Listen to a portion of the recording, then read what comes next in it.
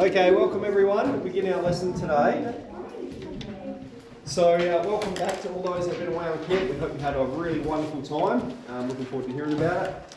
So good news today, the lesson that we've got planned, you don't really need to have done much of chapter 5. It's sort of a bit of a separate exercise, which is really good for those that have been away. So we can go through this together and then I'll catch up with those that have been away. So we're going to do two exercises and we'll do them pretty quickly. We've got 6A, which is the area of triangles. And you've probably done some of this stuff, particularly this formula in like year 6 or 7. All right, so it's been a while since we've seen that. But we're going to look at a new form or a new formula to use for some more complex areas. So we would be familiar in this example where we have a triangle that has a base and then the height. And the height has to be perpendicular to the base. That means has to be 90 degrees, right?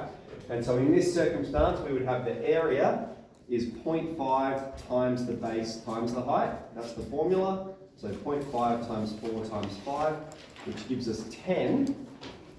And then, like, let's suppose we've got a unit here. I can't remember if I put one there, but if it's centimetres, our unit, the area is centimetres squared. Okay, so the new formula that we're going to teach you then for the area of a triangle is half AB sine theta, where A and B are two sides that meet at angle theta.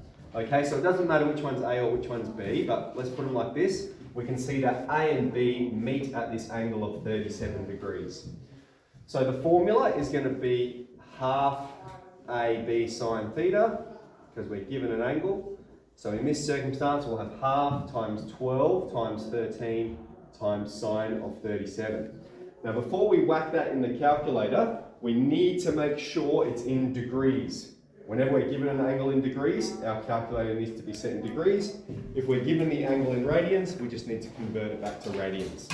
So we should be pretty comfortable checking now. We press shift menu. I can see lines in degrees, so I'm going to type in 0.5 times 12 times 13 times sine 37. We've got 46.94. Alright, so 46.9 to three significant figures. And unit, so units squared. Now whatever our unit is, area is units squared. Alright, so we will stop there with that one. Pretty straightforward. So 6A